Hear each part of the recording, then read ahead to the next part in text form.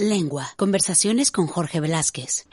Hola a todos, bienvenidos. Qué bueno que estáis ahí del otro lado, listos para escuchar un nuevo episodio de este podcast de entrevistas a gente interesante. En esta ocasión tenemos a un médico de familia que nos va a contar cosas muy interesantes, cómo vivió la pandemia y más cosas interesantes sobre su trabajo. Gracias a Victoria por su tiempo. Antes de escucharla, recordaros que podéis seguirnos en Instagram, en Facebook y en Twitter. En Instagram, por ejemplo, estamos con el nombre de Lengua con Jorge Velázquez, todo junto. Ahí podéis seguirnos, darle like a nuestras publicaciones, enviarnos mensajes, sugerencias de entrevistas, lo que queráis. Estamos viviendo días extraños en el mundo. Hoy en día, gracias a las redes sociales, estamos más conectados que nunca y nos enteramos de lo que pasa del otro lado del mundo en cuestión de segundos, para bien y para mal. Parece que no hemos aprendido nada en todos estos años de historia, de la historia de la humanidad. Seguimos siendo tontos e ignorantes. Esperemos que no todos. Ya a principios de 1971, John Lennon y Yoko Ono nos hacían imaginar que no había cielo, no había infierno. Nos pedían que nos imagináramos a toda la gente viviendo solo el día de hoy. Nos pedían que imaginásemos que no había países, fronteras, nada por lo que morir, por lo que matar, que no había religión, que nos imaginásemos a toda la gente viviendo en paz. Han pasado muchos años desde ese mensaje y, como os digo, parece que no hemos aprendido nada. Ojalá y todo este sinsentido se acabe pronto. Y bueno, vamos a escuchar el podcast del día de hoy, el episodio del día de hoy. Gracias a ti por seguirnos, gracias a ti por escucharnos y ojalá que este conflicto termine pronto. Hola amigos, bienvenidos a un nuevo episodio. Hoy tenemos a una invitada que ha sido nominada por su hija y me parece que vamos a tener una charla muy interesante.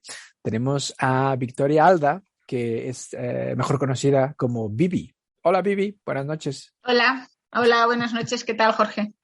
Muy bien, me contabas antes que, Victoria te llaman en el ámbito formal, digamos, porque es tu nombre real, pero que todo el mundo, incluso tus pacientes, se llaman Bibi. Bueno, los pacientes no. Solo no. Los pacientes que sean más amigos. No, en general me llaman Victoria o me llaman doctora o doctorcita o como les apetezca a veces, ¿no? Pero ellos me llaman de una manera en general un poco más formal. Claro, exactamente. Me llama la atención, ¿te llaman doctorcita? ¿Hay quien te llama doctorcita? Pues muchos pacientes que tenemos nosotros de la zona de Latinoamérica, pues sí que nos utilizan el término de doctorcita. Claro, pues el diminutivo. Lo utilizan, el diminutivo, efectivamente. Ah, de manera cariñosa, ¿eh? Claro. No lo siento yo que lo digan de manera ofensiva o despectiva. No, para nada. Todo lo contrario. Tú sabes que hay un libro por ahí publicado que es la correspondencia que mantuvo Frida Kahlo con su doctor. Y el libro se llama Querido Doctorcito. Porque todas las cartas empezaban así, querido doctorcito. No lo sabía, pero mira. Sí, o sea que sí, es algo cariñoso. Sí. O sea que si te llaman doctorcita, mira, muy bien. Viene desde hace mucho tiempo lo de los diminutivos en Latinoamérica. Bueno, Victoria o Bibi para los amigos, tú eres médico de familia, estás trabajando desde 1992, estudiaste medicina en la Universidad Autónoma de Madrid, tienes una especialidad en medicina familiar y comunitaria. Sí. Me parece a mí que llevas toda la vida siendo médico, ¿no? Sí, casi toda la vida ya. Ya casi toda la vida y con el deseo desde casi toda la vida, porque desde pequeñita era algo que me atraía, me llamaba y desde muy pequeñita tenía claro que cuando estudiara de mayor quería ser médico. ¿De verdad? ¿Desde niña? De verdad, pensabas? sí, desde niña tenía esa vocación. Okay. Quizá porque mi madre era enfermera y veía lo que hacía, me gustaba, no sé. Pero desde pequeñita yo tenía claro que lo que quería hacer era ser médico. Es una carrera muy difícil. No hubo ningún momento en el que la estuvieses cursando, estudiando y dijeses, esto es más duro, creo que no voy a poder. Durante muchos momentos y en muchas ocasiones pensé que sí, que era muy difícil, que era muy duro Pero bueno, la verdad es que se insiste y se consigue. Claro. Y bueno, pues quizá lo peor fue la preparación para el MIR, que a mí me costó, no lo saqué en el primer año y fue lo más duro, porque ya había acabado la residencia, no había trabajo, era solamente las horas de preparación del estudio y eso se hacía, bueno, alternado con algunos trabajillos de por aquí, de por allá, para intentar sacar un dinerito. Pero eso sí que se hizo ya lo más duro quizá, ¿no? La preparación para el MIR, para la residencia. Exacto. ¿Nos puedes explicar eso? ¿Qué es el MIR?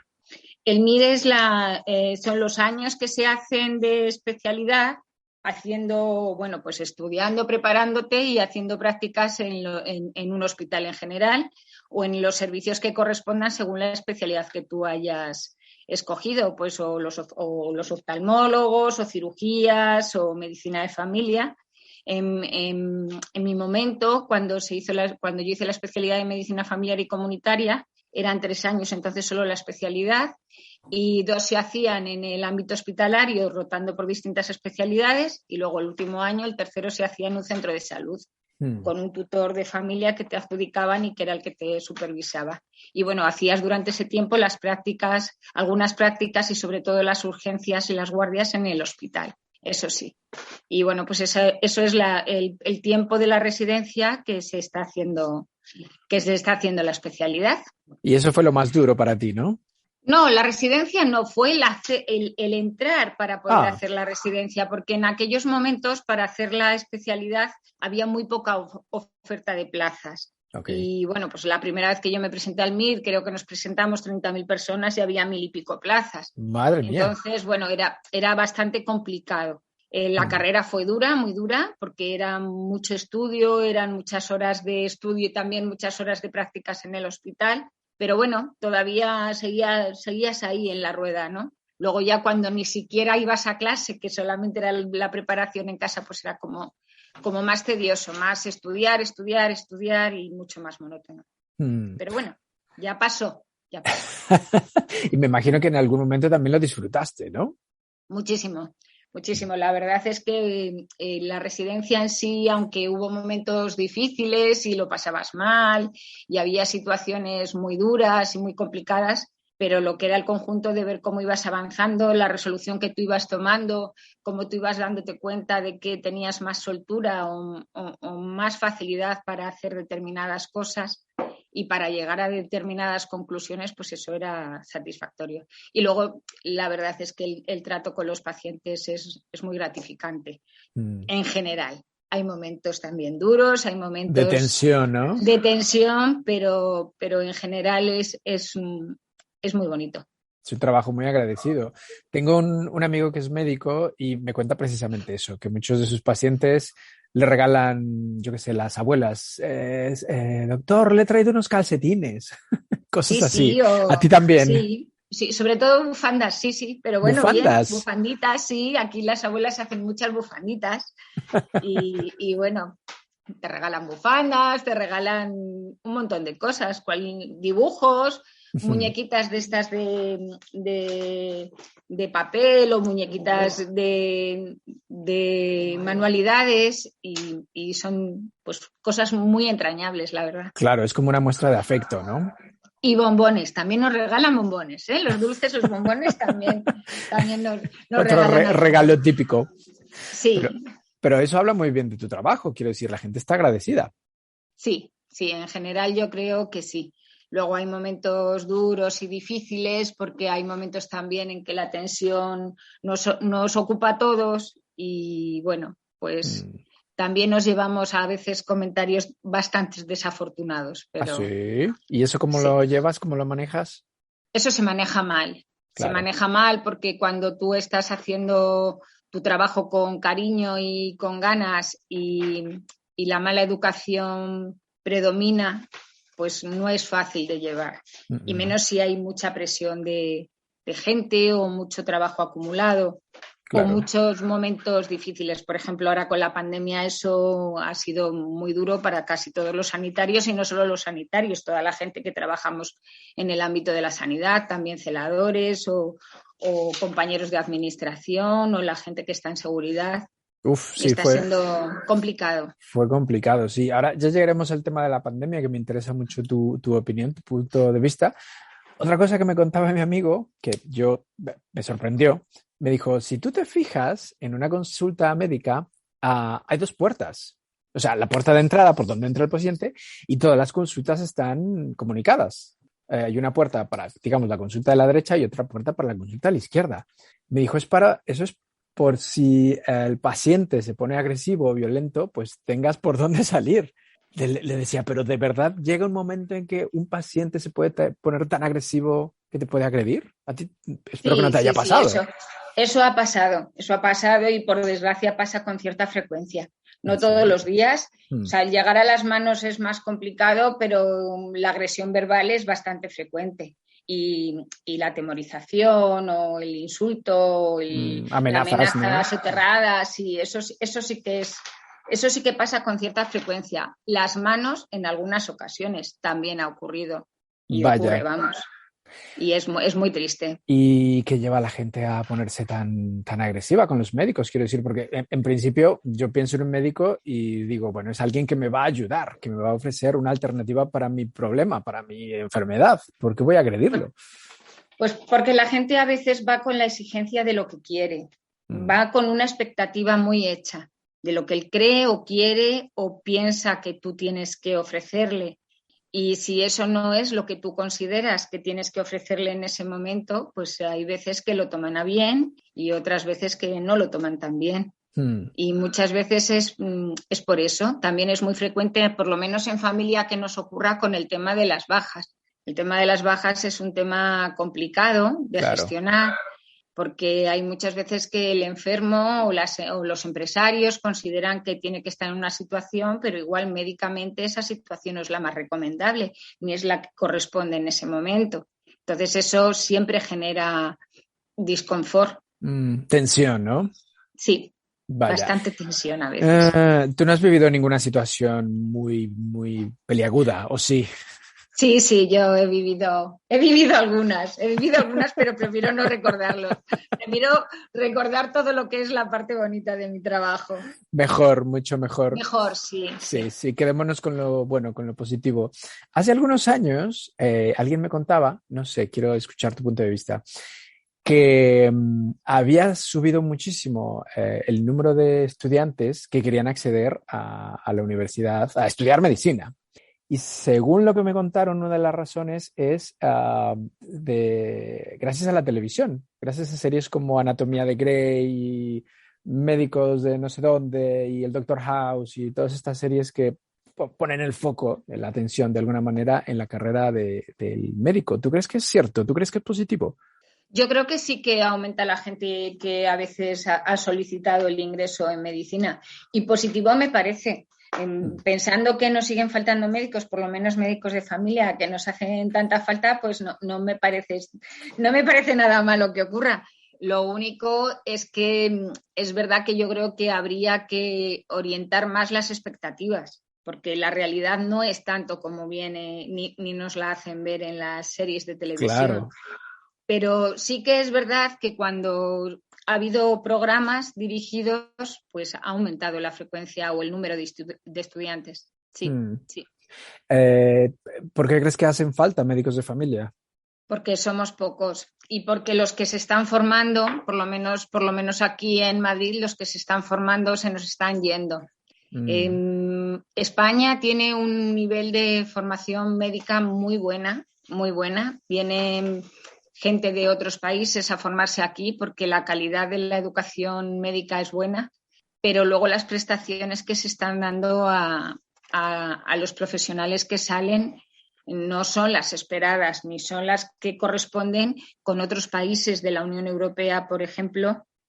Y lo que está ocurriendo es que médicos que se nos forman aquí se están yendo. Sí, y en Madrid especialmente, además, también se están yendo a otras comunidades o están dedicándose a otros ámbitos. Por ejemplo, de este último año, de los médicos que se formaron aquí en la Comunidad de Madrid, de los 217 médicos de familia que se formaron, pues ha sido muy poquitos los que se han quedado a ejercer como médico de familia. Los demás o se han ido a ejercer a servicios de urgencias porque les daban unos contratos más favorables o se han ido a la Comunidad de Castilla-La Mancha o a Castilla-León o a la Comunidad de Canarias, porque las ofertas de trabajo eran más suculentas. Claro, son mejores. Entonces, aquí la gente se forma y luego se está yendo.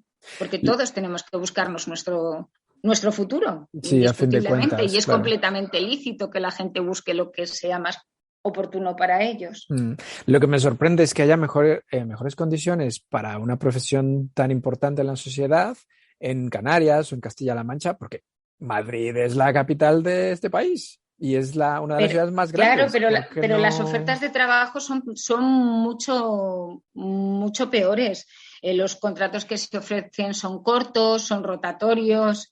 Por ejemplo, se les estaba ofreciendo a la mayoría de la gente que salía contratos por 6 meses, pero no específicos en un sitio. Un contrato por 6 meses que puedes estar 5 días en un centro de salud por la mañana, un mes en otro por la tarde, condiciones así completamente inestables. Sin embargo, a esa misma gente les ofrecen un contrato en la urgencia de un hospital de la Comunidad de Madrid haciendo guardias, haciendo medicina de urgencias, pues igual por 2 años. Entonces, lógicamente, la gente necesita una estabilidad. Exacto. Nosotros acabamos la carrera con 20 y tantos años. La especialidad ahora mismo de medicina de familia son 4 años. La gente se pone en 28, 29 años o 30 si han hecho la especialidad un poquito más tarde. Con esa edad la gente necesita ya una estabilidad. Claro. Entonces, lógicamente, si les ofreces algo que es mejor para ellos, pues eligen lo que es mejor para ellos. Aunque... ¿Tú cuando empezaste esta profesión era completamente distinto? Cuando yo empecé esta profesión era bastante distinto porque había muy pocas plazas. Había muy poquitas plazas de medicina de familia, se estaban formando lo que eran entonces los primeros. Yo soy la promoción número 13 de médicos de familia de España. Entonces, había muy poquitos centros de salud, eso se estaba organizando, se estaba formando. Uh-huh. Y bueno, muchas oportunidades no había, pero la verdad es que todos los que salimos de mi promoción, en poco tiempo conseguimos un trabajo de interinos, no un trabajo fijo. Tuvimos que pasar otra oposición más para luego tener nuestra plaza fija, pero por lo menos era un contrato de interino que te daba más margen de tiempo y era lo que había. Y teníamos plaza en los centros de salud, bien fuera de mañana o de tarde. Pero es que ahora la gente cuando sale, que ahora se vuelve a tener esas plazas, pero los contratos son muy inestables lo que les ofrecen. Entonces, pues eligen lo que les puede ser mejor a ellos. Claro. ¿Y por qué crees que esto está pasando? ¿Cuál es la razón? Yo creo que faltan recursos económicos. La inversión que se está haciendo en medicina, en sanidad es baja y en concreto en medicina de familia muchísimo más baja. La atención primaria, la ayuda que se le está dando es muy, muy bajita. Entonces, lógicamente, la falta de recursos pues hace que no haya médicos para suplir porque la gente se ha ido a buscarse el trabajo en otros sitios que les van mejor. Claro, a buscarse ahora la mismo vida. En mi centro de salud somos 8 personas por la mañana, 8 médicos de familia por la mañana y 9 médicos de familia por la tarde. 2 personas de la mañana estamos de baja desde hace tiempo. Una persona desde septiembre y yo desde noviembre. Y esas 2 plazas no están cubiertas. Llevamos todo este tiempo sin suplentes, más en las Navidades que la gente ha tenido que coger sus días de vacaciones, con lo que ha habido temporadas en las que han estado en la plantilla el 50% con la última ola del COVID, con toda la sobrecarga administrativa que ha habido. En enfermería, pues más o menos igual. Entonces, se está sacando el trabajo y se está haciendo un trabajo súper extra con menos de la mitad de la plantilla de lo que estaba en mi centro y en otros tantísimos centros de Madrid, no solo en el mío. Esto es un problema generalizado. Claro, no es que solo pase en tu centro, pasa en todas partes. No, claro, esto es un problema generalizado. Las suplencias son casi todos los días, tenemos repartos de consultas porque la gente falta y no hay suplentes. Pero entonces esto va a peor, la calidad del servicio, la atención va a peor, la calidad del servicio indiscutiblemente. Con los mismos profesionales tienes que atender a mucha más gente y en una situación tan extraordinaria como ha sido la pandemia del COVID, pues mucho más, mucho más. ¿Tú cómo viviste la pandemia? Que ya, bueno, que parece que vemos la luz al final del túnel después de 2 años. ¿Cómo la viviste al principio? Parece que se ve. La primera ola fue horroroso. Yo creo que fue una tormenta inmensa para todos, porque si bien es verdad que como las primeras noticias parecía que en unos meses aquello se iba a resolver, te daba el respiro de decir, bueno, tiene que pasar este tiempo y después ya no, pero es verdad que fue tan terrible, era tan horroroso llegar a la consulta que no la hacíamos presencial la mayoría, hacíamos presencial solamente la parte de la urgencia, las visitas a domicilios y la parte respiratoria.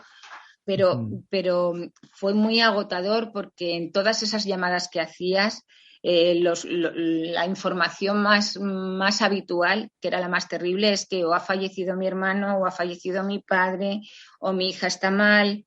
Era muy triste y muy devastadora. Yo trabajo en la zona de Vallecas, que es una zona de unos recursos limitados, y los aislamientos y el confinamiento en casas de 50 metros cuadrados o de 60, con 4 o 5 personas teniendo que hacer el confinamiento, eso era muy duro también. Claro. Y fue muy duro porque no podíamos dar alternativa, porque no había medios, porque no sabíamos qué había que hacer. Muy duro de trabajo porque en el mismo día te podían mandar una actualización de un protocolo de actuación a las 6 de la tarde y a las 11 de la noche estábamos recibiendo más notificaciones de cambios o de ajustes de tratamientos o de qué hacer. Y era el estar completamente todo el tiempo pendiente de esas modificaciones, de esos ajustes en el trabajo. Y luego, por otro lado, también era la falta de los recursos, ya digo, de material de protección. O sea, lo mínimo, ¿no? Lo básico. Lo mínimo, para atender. Lo mínimo. Las batas eran bolsas de basura que nos hacían enfermos, las pantallas. Mucha gente nos llevaba pantallas hechas con portafolios y con las cintas de silicona que la habían hecho en su empresa. También fue muy bonito porque había mucha gente que llevaba también gorritos de tela hechos para el pelo, mascarillas de tela nos hacían. La gente en esa primera época, que fue la época famosa de los aplausos también a las 8 de la tarde, lo vivía, yo creo que con eso, con el no desgaste. O sea, la situación era excepcional para todos y la gente tenía la esperanza de que en poco tiempo pasara, tanto ellos como nosotros, y la manera de vivirlo, aunque era devastadora, era muy triste, siempre la pena y el desastre y la pérdida, el duelo, era lo que más nos ahondaba, y la falta de medios, pero yo creo que había esa mínima esperanza de que en breve eso ocurriera. Entonces la gente se volcó con mucha solidaridad, pero después eso se fue prolongando. Gracias a Dios las noticias y sobre todo para nosotros las llamadas ya no eran tanto de gente tan grave, de gente tan enferma, de tanto fallecimiento. Gracias a Dios eso mejoró. Pero es verdad que la gente estaba más cansada y cada vez empezaba a pedir y a exigir más lo que durante un tiempo no había podido tener. No había podido tener no porque esa persona en concreto no lo hubiera podido tener, sino porque no había posibilidades de darlo. Claro. Entonces, todo eso se fue convirtiendo un poco en el olvido de los aplausos. Exacto. Y empezó a subir la ola del agotamiento, del cansancio, de la frustración y del enfado. La gente estaba cansadísima de la situación y de la falta de recursos y de todo. Sí. Y también, pues con respecto con nosotros, con sanitarios, no sanitarios, con los profesionales en general de la sanidad, pues estaban enfadados porque pensaban que no estábamos haciendo nada, que no les ayudábamos, que no les mirábamos su diabetes, que no les mirábamos su tensión, claro, que no les hacíamos sus análisis, que les teníamos olvidados. Y eso pues iba también abocando a un desencuentro. Cansancio nosotros muchísimo, todos nosotros muy cansados y los pacientes también cansados y muy exigentes. normal. Querían que todo volviese a la normalidad. Podemos decir que toda esta pandemia nos pilló por sorpresa a todos, ¿no? Porque en un principio lo veíamos como algo muy, muy lejano, que no iba a llegar a Europa, que no nos iba a afectar y al final nos afectó a todo el mundo. Efectivamente, así es. ¿Hay temor? ¿Tú crees que en un futuro esta situación se pueda volver a repetir? Pues espero que no, espero que no, pero por desgracia creo que podría volverse a producir efectivamente. Pero en tiempo lejano, en un tiempo cercano. Yo espero que sea si ocurre lejano. Yo la verdad es que en toda mi vida nunca habría pensado que yo iba a vivir una pandemia en este caso, una pandemia de este tipo. Claro, a nivel mundial. Era la peste de la Edad Media, de las épocas pasadas, el cólera del siglo XIX. O sea, nunca habría imaginado yo que esto lo viviríamos en una sanidad del siglo XXI. Nunca, nunca. O sea, que una infecciosa nos machacara así a nivel mundial, para nada. Para nada. O sea, para mí ha sido lo que menos habría imaginado nunca. Y mira, sin embargo, aquí estamos ya casi al final, cruzaremos los dedos, casi al final de la pandemia. Tú que has vivido en primera persona toda esta situación, ¿qué le dirías a los negacionistas que dicen que esto no existe, que no hay virus, que el 5G, que nos quieren controlar, que esto es un invento? Es que no lo entiendo, no, es que no me lo puedo explicar. Lo único que les diría es que se podían haber venido conmigo un día a la consulta en 25 de marzo de 2020. Por ejemplo. Que lo viviesen en primera persona, ¿no? Sí. No lo puedo comprender. ¿Tú crees que esa desinformación tiene algún sentido? Quiero decir, porque mucha gente dice, no me quiero vacunar, porque a mí no me meten el bicho. Yo no creo en la ciencia. ¿De dónde viene toda esa desinformación? No sé de dónde viene esa desinformación, porque información, o sea, otra cosa no podemos decir, pero información ha habido. Quizá está en exceso, igual, vamos, nunca es un exceso la información, pero nos ha venido por tantos canales que igual hasta nos ha podido aturullar, ¿no? Sí. Por recibir tanta información. Pero es como, no sé, como negar lo que estamos viviendo. A mí me parece que no es comprensible. Y con respecto a los que no se quieren vacunar, les diría que no lo entiendo, porque tú puedes decidir, quiero tomarme un tratamiento para el colesterol o no, porque solo me voy a afectar a mí. Yo asumo, respeto el enfermo que me dice, yo no me quiero tomar una estatina porque no quiero tomar mi medicamento porque tengo el colesterol alto. Vale, perfecto. Autonomía del paciente. Él tiene la decisión. Yo no soy más que un consejero. Yo tengo la obligación de darle información, de decir y considerar lo que creo que es mejor para él, pero él también tiene su derecho a decidir, me lo tomo, ¿no? Pero si se toma esa atorvastatina o no, o la estatina que sea, es solo para él, para el que está actuando. Pero cuando tú te niegas a ponerte una vacuna que lo que está haciendo es protegernos a todos, además de a uno mismo, pues entonces me parece que deberíamos tener un poquito más de conciencia social. O sea, hay cosas que hay que hacer por uno y que hay que hacer por los demás. Y según ha habido tantas muertes y tantas desgracias, tantas situaciones terribles, el COVID persistente que está dejando gente tan limitada, pues me parece que no es solo que yo considere que lo que estoy haciendo es por mí, es que no soy solo yo, soy yo y los demás. Por eso vivimos en una sociedad, ¿no? Exacto. Si esa persona viviese en una montaña ahí metido en una cueva, dices, bueno, pues mira, ahí estás muy bien y no estás afectando a nadie. Pero en una ciudad donde estás en contacto con las mucha decisiones gente... de salud pública son individuales, pero también son comunitarias. Y eso hay que tenerlo en cuenta.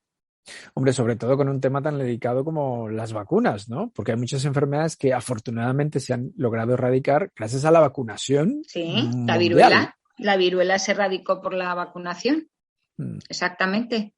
Y era una enfermedad que también mataba y mataba mucho y en unas condiciones muy desagradables. O sea que Yo creo que mucha gente es un buen ejemplo no para se acuerdan, o como no lo vivieron, esto dicen, bueno, esto, si no me vacuno no pasa nada. Sí que pasa, no solo a ti, sino a todo el mundo como sociedad, ¿no? Sí, ¿Tú crees que en un futuro llegaremos a la inmunización de grupo? sí. Yo soy muy optimista. Creo que sí. Aunque haya gente que no se vacune.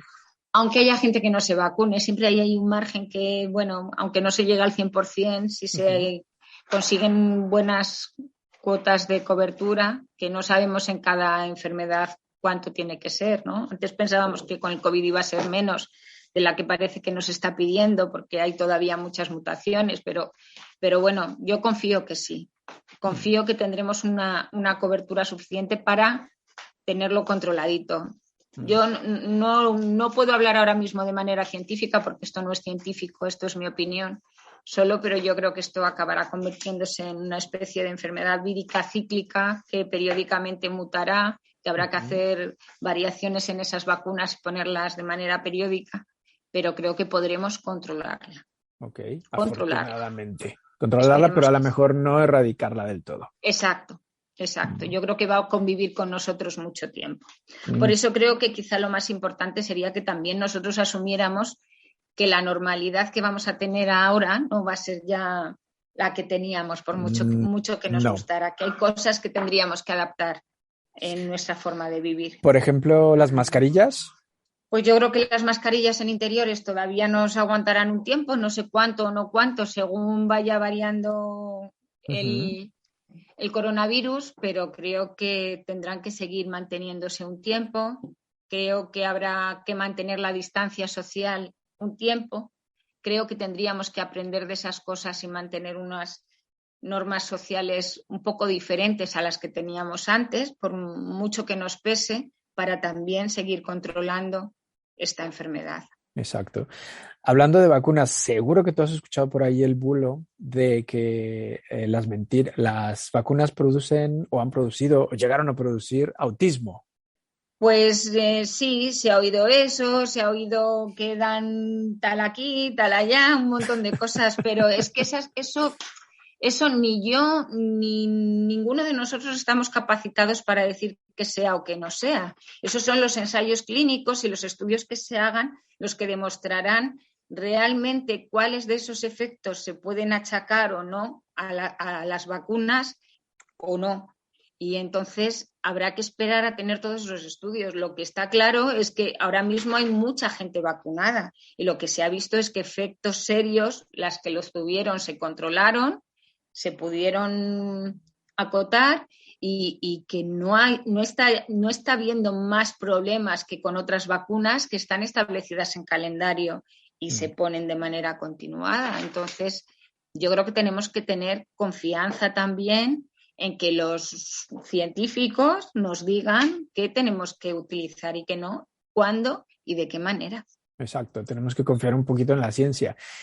Además, a estas alturas de la vida, quiero decir, no es que solo un científico o una sola persona dé su visto bueno. O sea, hay una gran comunidad científica que ha desarrollado estas vacunas y que se han probado y que han visto que funcionan.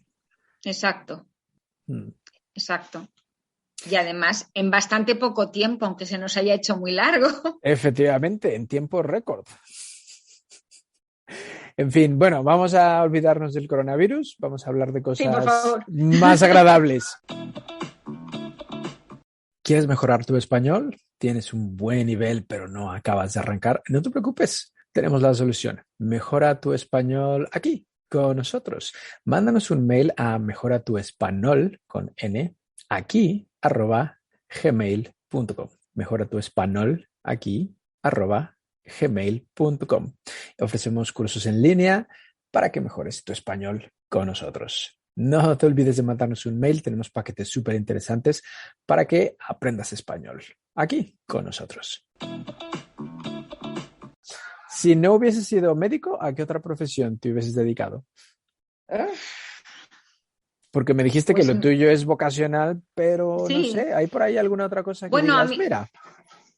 A mí me gusta mucho me ha gustado mucho el deporte. Yo creo que si hubiera podido, igual también habría hecho INEF o una cosa así. Me habría gustado. Ok. Sí. Ahora hago muy poco deporte, ¿eh? Ahora hago muy poco deporte, pero antes hacía bastante. ¿Te hubiésemos visto en las Olimpiadas o algo? No, hombre, no creo que hubiera llegado yo a tanto, pero vamos, yo me habría esforzado lo que hubiera podido. Me parece muy bien. Ya que vamos a olvidarnos de tu profesión, cuéntanos, ¿qué haces en tu tiempo libre? Pues en mi tiempo libre me gusta mucho leer. Me gusta mucho leer, me gusta viajar y pasear. Pasear me gusta. O sea que si tengo un ratito largo, me gusta irme por ahí a dar paseitos, a ventilar la cabeza y bueno, eso está esas bien. Cosas. Es poca cosa, quiero decir que son cosas muy normalitas, no es que sea nada excepcional. Vamos, que no tienes un hobby extraño como ir a bucear o escalar montañas. No. Yo soy de hobbies caseros, así poca cosa, de salir, sobre todo eso, pasear, leer y bueno, y visitar museos, eso sí que me gusta. Ir a exposiciones, cosas así. Vale, bueno, voy a ligar esto que me estás contando con la siguiente pregunta. A ver, ¿qué libro nos puedes recomendar? A ver, pues el libro que os voy a recomendar es Bodas de sangre, de Federico García Lorca. Anda, un clásico. Es un clasicazo. Bueno, voy a recomendar otro que también es otro clasicazo. Vale. Pero sí, Bodas de sangre, porque a mí me gusta bastante la poesía y está en poesía, aunque sea una obra de teatro, y porque es una obra de teatro fabulosa. Para mí me encanta el tema, cómo lo describe, esa imaginación, esa visualización que hace, esa expresividad. Y bueno, pues quería mostraros algo que a mí me parece que quien no lo haya leído debe leerlo, y si puede ir a ver la obra de teatro cuando la pongan, también. Que la vaya a ver. Incluso, exacto, ver la película de La novia, que está basada es una adaptación de Bodas de sangre, de Paula Ortiz, y bueno, pues es muy visual, muy bonita y también la recomiendo. Vale, de hecho es otra... vale, ¿y el segundo libro? El segundo libro es una novela, porque a mí lo que más me gusta es la novela. Okay. Y la novela que voy a recomendar también es Fortunata y Jacinta, es otro superclásico. Sí. De Galdós, que refleja muy bien lo que era el Madrid del siglo XIX. Y como a mí me gusta pasear mucho por Madrid, así es esto, pues cuando voy paseando por ahí he leído una novela y con Fortunata y Jacinta me pasó mucho, el ir recorriendo esas calles que él iba detallando. Me resultó un ejercicio muy agradable y ver cómo esa transición social, la comparación de un nivel socioeconómico y otro, las dos vidas de dos mujeres que se van entrecruzando y cómo a una se le presenta la vida y a otra de otra manera tan distinta, pues me parece también una joyita de lectura y de explicar lo que es la cultura de una ciudad. Exacto. No te lo he preguntado, ¿tú naciste en Madrid? Sí, yo soy madrileña, claro. 100% madrileña. 100%, soy casticita, sí, total. Por eso quizá también Fortunata y Jacinta me guste tanto, no lo sé. Claro, puede ser. Habla mucho de tu ciudad. ¿Qué peli nos recomendarías? ¿Nos recomendaste ya La novia? ¿Alguna otra? Sí, bueno, La novia sobre todo por el libro. La peli os recomendaría La lista de Schindler. Ok. Que me parece estupenda. Me encantó. Es una muy buena película, pero es un poco triste, ¿no? Es triste, sí, pero también es muy bonita. Que alguien tenga la capacidad de enfrentarse a un monstruo como se enfrenta tan imbricado para echar una mano, me parece de lo más honorable que puede haber. Muy cierto. Así que en el fondo, aunque fuera un horror, a mí me dejó un sabor a dulzura. Sí, además visualmente también es muy poética, ¿no? Es muy, muy buena película. Buena recomendación, me gusta. Ahora, ¿qué serie nos vas a recomendar? Pues un superclásico que casi todo el mundo ha visto, pero es que a mí me gusta mucho, que es Juego de Tronos, no puedo remediarlo. ¿Y por qué nos lo recomiendas? A ver. Pues por la lucha de poderes, por cómo se van viendo los personajes, cómo se van definiendo, esas intrigas, no sé, ese cambio de cómo algunos personajes se van modificando. Las últimas temporadas me gustaron menos, pero bueno, recomiendo Juego de Tronos. Creo que sí. Perfecto. ¿Te gustó el final? ¿Estás satisfecha con el final que le dieron a la serie? No me gustó. No me gustó. No sé si otro que hubieran hecho me habría gustado más. Sobre todo creo que se precipitó el final. Cierto, todo el mundo lo dice. Y entonces eso quizás sea lo que menos me gustara del final. La precipitación. Parecía que quedaban ahí, habían estado mucho tiempo detallando muchas cosas y de pronto fue todo demasiado rápido. Cierto. Ahora, ¿qué música nos recomiendas? ¿Qué disco? ¿Qué cantante? ¿Qué canción? A ver, voy a recomendar Mediterráneo, de Joan Manuel Serrat. Yo soy muy clásica. Pues sí, ese disco me encanta y además es que es un disco que me recuerda mucho, bueno, ese y todo lo que eran las canciones o los discos de cantautores de esa época, más o menos, ¿no? Porque me acompañaron muchas horas estudiando. Y en ese disco en concreto, y la canción de Mediterráneo me encanta, pero ahí hay otra cancioncita que a mí me ha gustado muchísimo siempre, que es Aquellas pequeñas cosas. Y bueno, pues por eso he elegido ese disco para recomendaros. Todo un clásico también. Voy a hacer una pequeña anotación de otro que os voy a recomendar. Porque en nuestra familia tiene un significado especial, que era los viajes que hacíamos. Ajá. Y son, bueno, pues un recopilatorio que hay de Whitney Houston, que cuando íbamos de viaje mi hija cantaba y cantaba y cantaba y que nos ha acompañado durante mucho tiempo en los viajes a donde fuera. Claro. Entonces, bueno, pues lo recomiendo también. Perfecto, una muy buena recomendación. Claro, no sé si la gente lo sabe, porque a lo mejor hay gente que no escucha los episodios en orden. Claro. Pero, claro, tú eres la orgullosa madre de Natalia Labourdet. Efectivamente. Y lo que me llama mucho la atención, aprovechando este ratito que tengo contigo, es en aquella entrevista ella nos contaba que sus padres, en este caso tú y tu esposo, la apoyaron muchísimo para ser cantante. Eso no es muy normal. Quiero decir, si en una familia alguien te dice, un niño, una niña, quiero ser cantante, normalmente los padres dicen, pues mira, hija, estúdiate arquitectura o ¿por qué no te estudias una carrera? Y luego ya si eso como hobby te lo puedes plantear, porque cantante a lo mejor no tiene muchas salidas, pero en cambio vosotros, para vosotros no fue un problema. No, porque era su elección. Quiero decir, bueno, no sé, a mí mis padres me apoyaron siempre en lo que yo quería ser. Se esforzaron muchísimo además para que yo pudiera, vamos, para que mi hermana y yo pudiéramos estudiar una carrera. Las dos fuimos becadas porque la situación era así, pero yo desde luego me parece que cada uno tiene que luchar por lo que le gusta y por lo que desea. Y ese fue tanto por parte de mi marido como por mi parte el ánimo. Es apoyarla, ayudarla e intentar que pudiera conseguir lo que quería que fuera su futuro. El trabajo lo hizo ella. Nosotros estuvimos allí de colchón o de acompañamiento o de conductores conservatorio arriba, conservatorio abajo, pero era lo que tocaba entonces. Claro. Y bueno, pues eso fue. De hecho, en el instituto yo creo que tuvo más presión en el instituto porque los profesores sí que insistían también un poco en eso que tú comentas de que haga otra carrera, No. En todo caso, nosotros pensábamos que ella tenía muy claro que lo que quería era la música. El instituto lo tenía que acabar y selectividad lo tenía que tener hecho. Esas eran las condiciones. Lo tenía que acabar y tener hecho por si acaso en algún momento eso no funcionaba o con el tiempo ella, que siempre decía que si matemáticas, que si física, que si no sé qué, pues por si acaso eso luego llegaba o en algún momento lo quería. Pero lo primordial tenía que ser el deseo. Así que claro. A por todas. Muy bien, me parece una muy buena decisión. Apoyar a tu hija en lo que le guste, lo que quiera, en sus decisiones.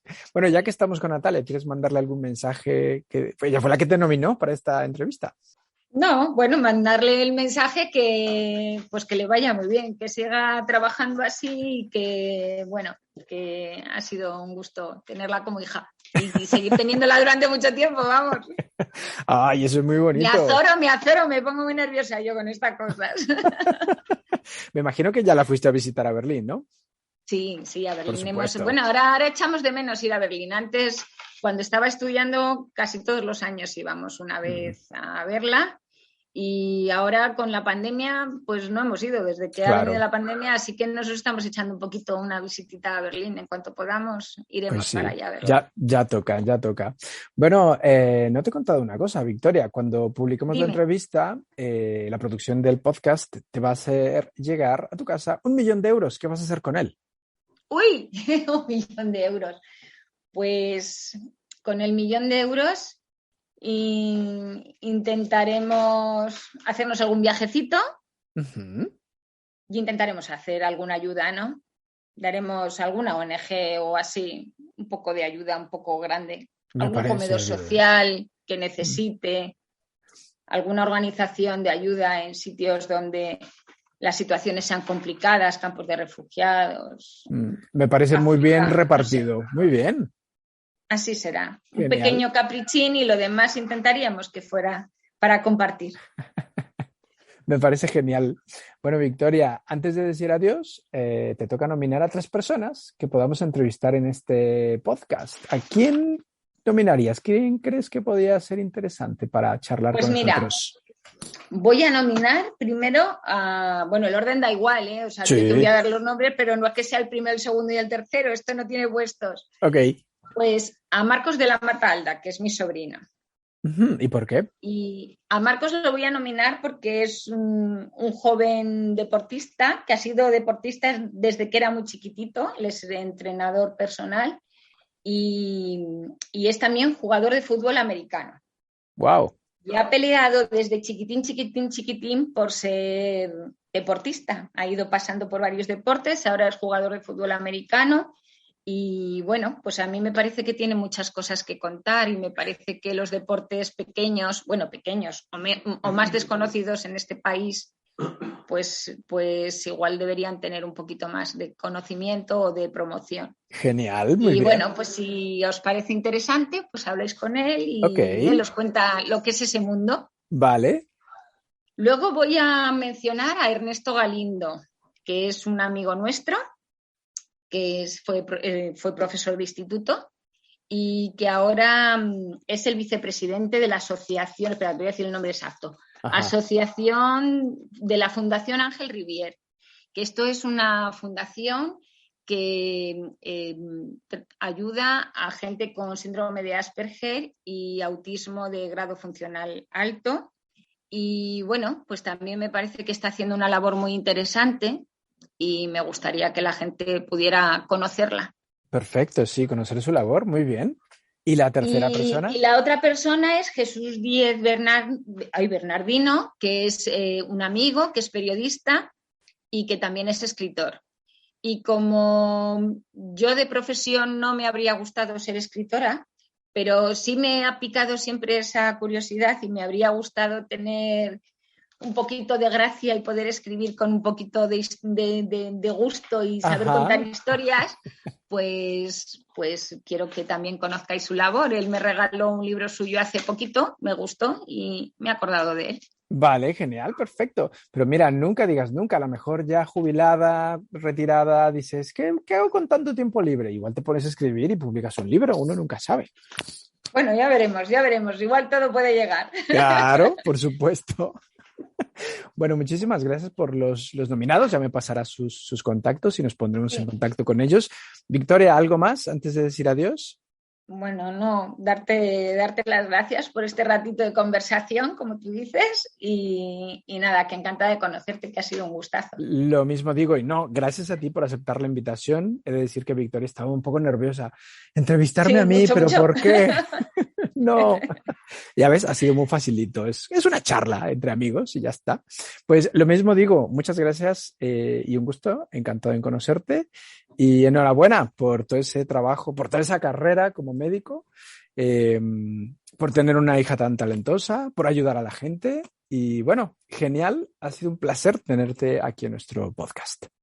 Muchas gracias a ti, Jorge. Gracias, Victoria, un abrazo muy grande. Igualmente, hasta luego. Chao. Lengua. Conversaciones con Jorge Velázquez.